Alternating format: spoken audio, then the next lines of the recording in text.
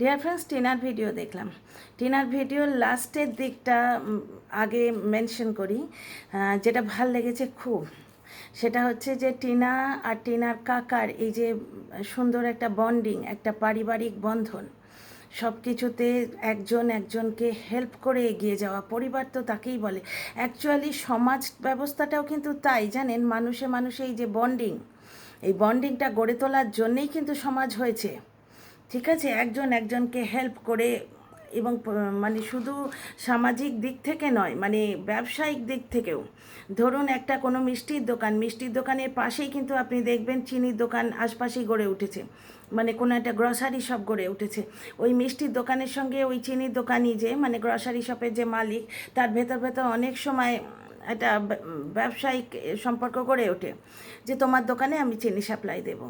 ঠিক আছে, আশপাশে এখন তো নানা রকম ব্যবস্থা হয়েছে, গ্যাসটা শেষে গেছে। আগেকার দিনে যখন ওই কাঠকুটো নিয়ে মানুষ কাজ করতো, তখন কয়লা কাঠ জ্বালানির দোকানও আশপাশে গড়ে উঠত। এইভাবে একজনের সঙ্গে আর একজনের যে পারস্পরিক নির্ভরতা, এইটা দিয়েই কিন্তু সমাজ গড়ে ওঠে। আর সমাজের সব থেকে ছোট্ট ইউনিট কি বলুন তো? পরিবার। সমাজের ক্ষুদ্র ইউনিট, সব থেকে ছোট্ট যে অংশটা, যেখানে সমাজের প্রতিফলন ঘটে, সেটা হচ্ছে পরিবার। তো টিনাদের পরিবার সম্বন্ধে তো কেয়া কাহে না।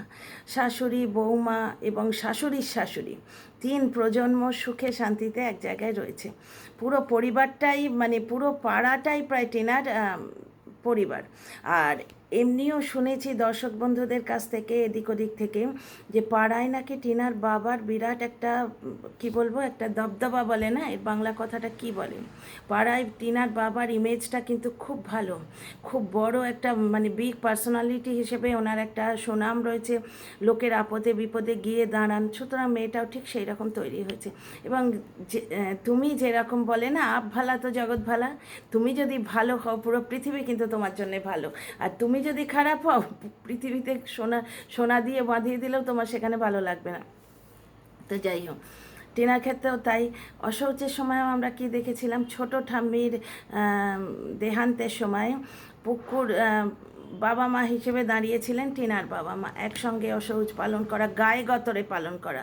ডিয়ার ফ্রেন্ডস, আবার বলছি, গায়ে গতরে পালন করা। দুটো টাকা দিয়ে মানুষকে হেল্প করা আলাদা জিনিস, কিন্তু একটা স্ট্রিক্ট নিয়ম 12 দিন ধরে মেনে চলা। আমরাও চক্রবর্তী, আমার বাপের বাড়ি চক্রবর্তী, সুতরাং আমি এই জিনিসগুলো, এই নিয়মগুলো জানি। একই নিয়ম, আমাদের পরিবারেও একই নিয়ম, কোনো জায়গায় হয়তো একটু আধটু আলাদা হবে, ওটা তো ফ্যামিলি টু ফ্যামিলি ভ্যারি করে। আচ্ছা, তো গায়ে গতরে পালন করা একটা আলাদা জিনিস। 12 দিন ধরে এটা খেতে পারবে না, ওটা পড়তে পারবে না, এই করতে পারবে না, ওখানে বসতে পারবে না, সেটা মানা একটা বিরাট জিনিস। তো পুকুর মার দেহান্তের সময় পুকুর বাবা মার জায়গাটা এরা দুজনে নিয়েছিলেন। আর সেই সময় যেহেতু টিনার এখনও ডিভোর্স হয়নি, ওরা এই জিনিসটা খুব মানে, যে পরিবারে যা, তো ওরা এই জিনিসটা মানে যে ওর গোত্রান্তর হয়ে গেছে, সুতরাং ওর আঁশ খাওয়াটা দরকার। পুরো পাড়া যেন ওর পরিবার হয়ে দাঁড়িয়েছিল। প্রত্যেকে কেউ না কেউ ডেকে ওকে সেদিন লাঞ্চের জন্যে বলতো বলতো যে তোমাকে আর আলাদা করে রেঁধে খেতে হবে না। তো এই পাড়ায় যে সমস্ত আত্মীয় স্বজনরা রয়েছে, টিনা একদিন একটা ব্লগে এক্সপ্লেন করেছিল যে ওর ঠাকুরদারা নাকি 4 ভাই। তো ওই এক ঠাকুরদারই বংশধর হচ্ছে সোনাই কাকা। ঠিক আছে, তো আবার দেখলাম সোনাই কাকার সঙ্গে গেল বাইকে। তো এই পারিবারিক বন্ধনটা আমার খুব ভালো লাগছে। এবং কিছু লোকের জেরেটে কুদৃষ্টি পড়েছে, কি নোংরা নজর মাইরি এদের। কাকা আর ভাগ্নি, ভাগ্নি তো হয়, কাকা আর ভাগ্নির সম্পর্কের ওপরও কুদৃষ্টি দিচ্ছে। মানে এরা যা শুরু করেছে না, কোনো দিন বাপ বেটির সম্পর্ককে ওরা ছাড়বে না। তো যাই হোক, কাকা কি সুন্দরভাবে টিনাকে হেল্প করলো, কারণ বাবা এখন ডিউটিতে ব্যস্ত, দাদা নেই। দাদা অর্ধেক, কালকের ব্লগ যখন দেখালো, মানে গতকালের ব্লগটায় দেখলাম দাদা মাঝরাতে 2টোর সময় ফিরেছেন। তো টিনার কোথাও একটা যাওয়া ছিল। তাছাড়াও ব্লগার, তো ব্লগের কন্টেন্ট ক্রিয়েট করতে হবে, প্রয়োজন না থাকলেও বাইরে যাওয়াটাও দরকার, কারণ ওই সেই রান্নাঘর আর উঠোন এই দেখালে ব্লগ একঘেয়ে হয়ে যায় না। অবশ্য টিনার একটা অদ্ভুত ক্যাপাসিটি আছে। ছোট্ট বেড়াল বাচ্চা লোকাল ট্রেন দেখিয়েছিল একদিন, মনে আছে? সেই ব্লগ সুপার ডুপার হিট হয়েছিল। এটা হচ্ছে মানুষের হাতের কাজ, ক্যাপাসিটি। তো আমি যে কারণে এই কথাটা তুললাম, ওইখানে টিনা যে ড্রেসটা পরেছিল, অনেক মানে অনেক দিন পর এত অ্যাট্রাকটিভ লাগছিল, কি মিষ্টি লাগছিল। এমনি প্রত্যেকটা ড্রেসেই ওকে মানায়, কিন্তু আর কালকের ড্রেসটায় যেন আরও বেশি সুন্দর লাগছিল, খুব অ্যাট্রাকটিভ লাগছিল। তো আমি সেটা ওর ব্লগে কমেন্ট করে লিখেওছি। এক কন্টেন্ট ক্রিয়েটার আছে যার আবার আমার টিনার ব্লগে কমেন্ট করাতে বড় মির্চি লাগে, বলে আমি নাকি লোকের নজরে পড়ার জন্যে টিনার ব্লগে কমেন্ট করি। তা টিনার ব্লগের চাবিকাঠিটা তো আমি পকেটে নিয়ে রাখিনি, ভাই তুমিও করো না। আর টিনার ব্লগে কমেন্ট করলে কী পরিমাণ গালি খেতে হয় সে তোমরা জানো তো। যাকে ফিরে আসি মোদ্দা কথায়, গিমা দালালের ভিডিও দেখলাম, ডেফিনেটলি টিনা ব্লগ দিয়েছে, সুতরাং দালাল তো দালালি করবেই। এবার গিমার একটি কথা ভাই মানতে হবে, হাজার দোষ করুক জলনদীপ, জলনদীপের কোনো তো খুঁজে পায় না। আজকে কি বলল যে এফবি নিয়ে বলল, ওটার পরে আসছি, আগে কথায় ফিরে আসি। মানে টিনা সম্বন্ধে যেটা বলেছে যে টিনা 12 হেন তেন, ওসব কথা বলে আর লাভ নেই। ওর মুখটাই তো গাটার আর কি, আপনারা তো জানেন ওর মুখ দিয়ে কী ধরনের কথাবার্তা বেরোয়। তো টিনার যথারীতি নিন্দে করেছে এবং বারবার বলছে যে ও কেন ফিরে আসতে চাইছে, ওকে নেওয়া যায় না। তো এইখানে গেমা দালালকে আমি অ্যাসিওর করতে চাই যে টিনা ফিরে যেতে চাইছে না। এবং দর্শকদেরও বলি যে নতুন একটা কনস্পিরেসি শুরু হয়েছে যে বাচ্চার খাতিরে তুমি ফিরে যাও। এটা কিন্তু জাজও বলবে না, কারণ জাজ একবার হয়তো ডিভোর্স কেসে বলেন, শুনেছি ডিভোর্স কেসে জাজ একটা অপশান দেন যে আপনারা কি একটা চান্স দিতে চান, তো আপনাদের রিলেশনের রিস্তাকে একটা চান্স কি আপনারা দিতে চান, যার জন্য সেপারেশন বলে 6 মাসের সেপারেশন বলে একটা পিরিয়ড আছে, ঠিক আছে। মানে ভিডিওর ডিভোর্সের ক্ষেত্রে 6 মাসের একটা সেপারেশন পিরিয়ড থাকে, সেটা দেয়, যার জন্য ডিভোর্স কেসে দেরি হয়। তো সেখানে কিন্তু কোনো এক পক্ষের আপত্তি থাকলে জাজ সেটা স্টিক করে না, নাহলে তো ডিভোর্সগুলোই হতোই না। জোর করে জাজ ঝুঁটি বেঁধে দিত দুজনের, যে ঝুঁটিতে ছোটোবেলায় আমরা খেলতাম না, ঝুঁটিতে বেঁধে দিত, বাস ভাব হয়ে গেল, দুজনে একসঙ্গে পুড়ে দিলাম, ভাব হয়ে গেল। আচ্ছা, আর একটা কথা এখানে এই টপিকেই বলি, ঠিক এই রকম একটা প্রোপাগান্ডা আপনারা দেখেছিলেন না, একটি মেয়ে আর একটি ছেলেকে জোর করে ঢুকিয়ে দেওয়া হয়েছিল একটি বাড়িতে, ভাড়াটিয়ার বাড়িওয়ালার মতো। কী হলো তার ফলাফলটা দেখলেন তো, জোর করে কিচ্ছু হয় না। তো dear friends, welcome back to my channel my world of words. আমি সৌমি, আমি আপনাদের সবাইকে আমার চ্যানেলে ওয়েলকাম করছি। ডিয়ার ফ্রেন্ডস, যারা আমার সঙ্গে সহমত হবেন নিশ্চয়ই কমেন্ট করে জানাবেন, আপনাদের মতামত অত্যন্ত মূল্যবান আমার কাছে, ঠিক আছে। ফিরে আসি টপিকে। আচ্ছা, এইখানে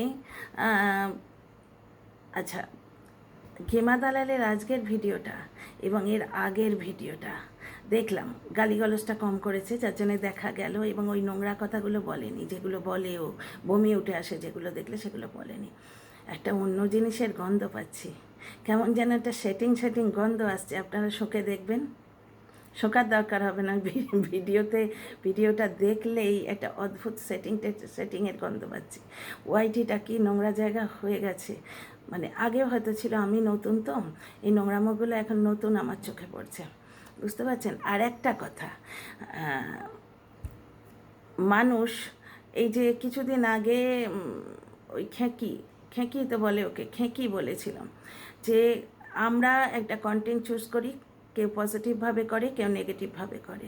তো মানুষ নিজের পয়েন্ট অফ ভিউতে স্টিক হয়ে থাকবে তো, কারণ মানুষ একটা কন্টেন্টকে বেছে নেয় কি পয়েন্ট অফ ভিউ দেখে, যে সেই মানুষটা রাইট, ঠিক আছে, সেই মানুষটার হয়ে বললে ভিউ বেশি আসবে, এই রকম ভেবে যারা কন্টেন্ট করে তাদের নিয়ে আমি কথাই বলছি না।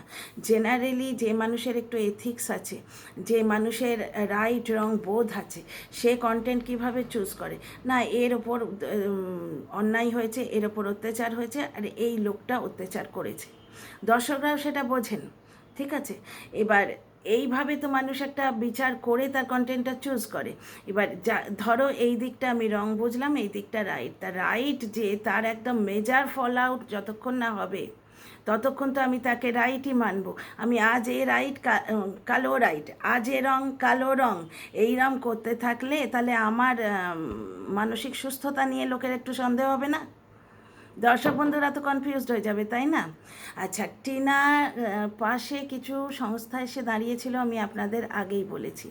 এবার এই সংস্থার নামগুলি কিন্তু আমি টিনার থেকে জেনেছিলাম, না জানলে আমি তো নিজের মন থেকে বানিয়ে বলতে পারি না, সেটা আমি আগের ভিডিওতে আপনাদের এক্সপ্লেন করেছি।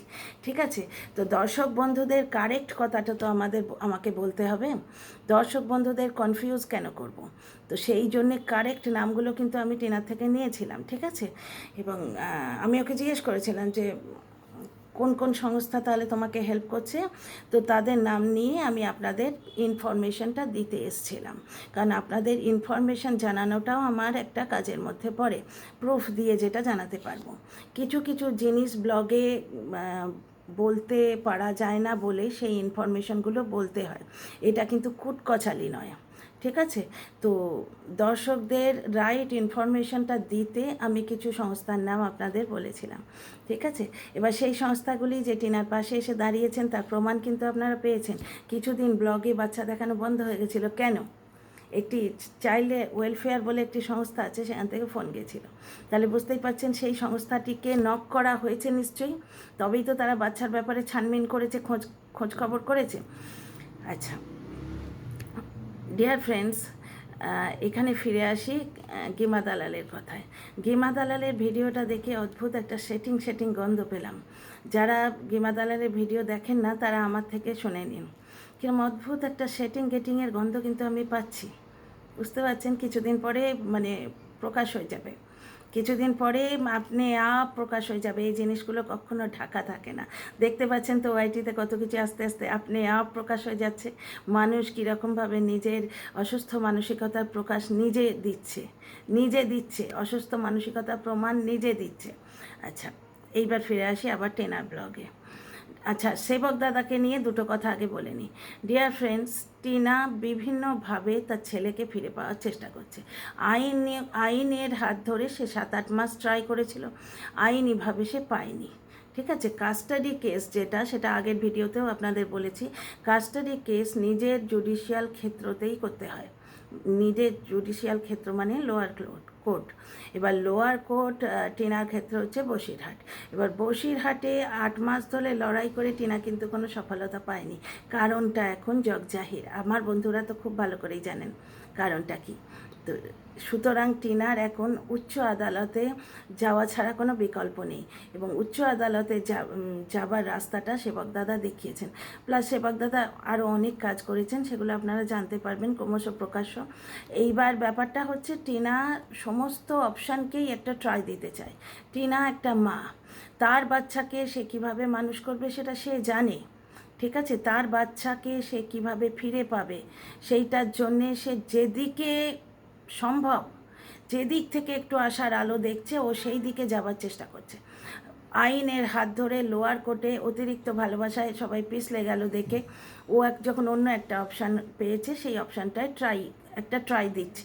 এবার সেই সব অপশানটা ফলীভূত হবে কি না, ওয়েট অ্যান্ড ওয়াচ। ফলে না পরিচয়তে হিয়ারিং ডেট বেরিয়ে গেছে, তো সেই ডেট থেকে আমরা জানতে পারবো। অপরপক্ষকে কিন্তু 1 থেকে 1.5 মাসের মধ্যে হাইকোর্টে নাকে দড়ি দিয়ে ছুটিয়ে নিয়ে যাওয়া হয়েছে, যেটা গত 7-8 মাসে সম্ভব হয়নি। বুঝতে পারছেন, এবার অপরপক্ষ কী কাজ করে এসছে সেটাও ইকোর্ট অ্যাপে দেখা যাবে। আচ্ছা, টিনার ব্লগে টিনা বলছে যে আমার কিছু ভালো লাগছে না, যার জন্য আমি রেগুলার ব্লগ দিতে পারি না। অ্যাকচুয়ালি জলনদীপের বাড়িতে টিনা যখন ছিল তখন টিনার উপর একটা বিরাট ডান্ডা ছিল যে শরীর খারাপ হোক, মরে যাক, তাও টিনাকে উঠে ব্লগ দিতে হবে। এটা টিনা নিজেই ব্লগে বলেছে, আমি ভিডিও টু ভিডিও কথা বলি। যার জন্যে টিনা যখন বাপের বাড়িতে ছেলে কেড়ে নেওয়ার নাটক হচ্ছিল, এত লো প্রেশার উঠে বসতে পারছিল না, তবু একটা 15 মিনিট না 10 মিনিটের একটা ভিডিও দিয়েছিল। ঠিক আছে, তো এখন বাপের বাড়ি এসছে, এবার বাপের বাড়ি মেয়েরা তো একটু আরাম করে থাকেই। আমি যখন বাপের বাড়ি যাই, এখন আর আমার বাবাও নেই, মাও নেই, সুতরাং আমার আর বাপের বাড়ি নেই। হ্যাঁ, বাড়িটা আছে, ওখানে ভাই রয়েছে, ভাইয়ের বউ রয়েছে, সেও আমার মতো আজকালকার দিনের মেয়ে, কিন্তু মায়ের স্নেহ তো মাই দেয়। তো আমি যখন যেতাম, আমার ওই বুড়ো মা, বয়স্ক মা টুক করে আমার মুখের কাছে চা এনে ধরতো, কখনো আমি চা করে দিতাম মাকে, সেবা করার সুযোগ পেয়েছি। তো বাপের বাড়িতে বাবা মার আদরই আলাদা। এই মেয়ে যখন আবার গৃহিণী ছিল তখন ঝাড়ু হাতে উঠোন ঝাড় দিত, ভোর 6টায় উঠতো, মনে আছে? মনে আছে আপনাদের? সুতরাং বাপের বাড়িতে টিনা কখন ঘুমোচ্ছে, কখন উঠছে, কখন বসছে দেখে কিন্তু মানুষটাকে জাজ করলে হবে না। দুটো পরিস্থিতি আলাদা, ঠিক আছে? মানুষ অত্যন্ত গরমে বাড়িতে নাইটি পরে থাকে, বাড়িতে সে নাইটি পরে থাকে বলে সে কি বিয়ে বাড়িতে কোনো দিন সেজেগুজে যেতে পারবে না?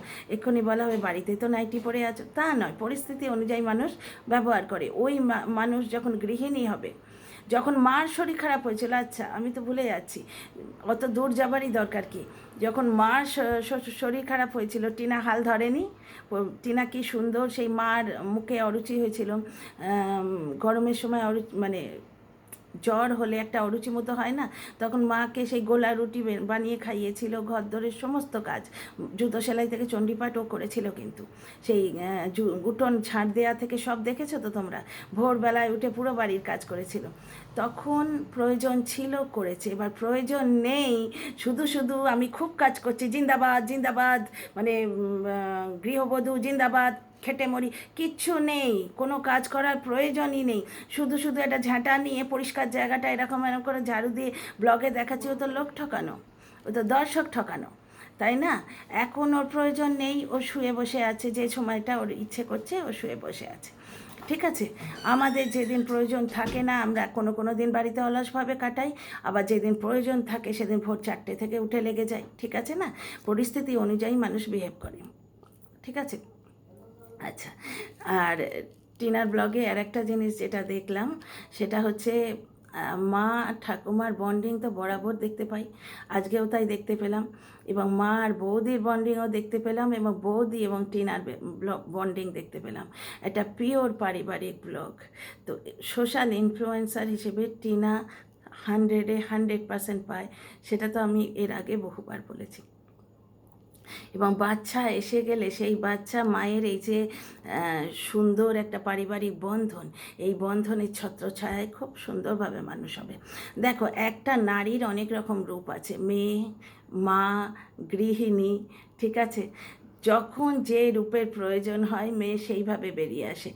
এখন সে মেয়ে, আবার যখন গৃহিণী হয়েছিল সে নাকে দড়ি দিয়ে খাটতো, ভোর 6টা থেকে উঠে উঠোন ঝাড় দিত, ঠিক আছে?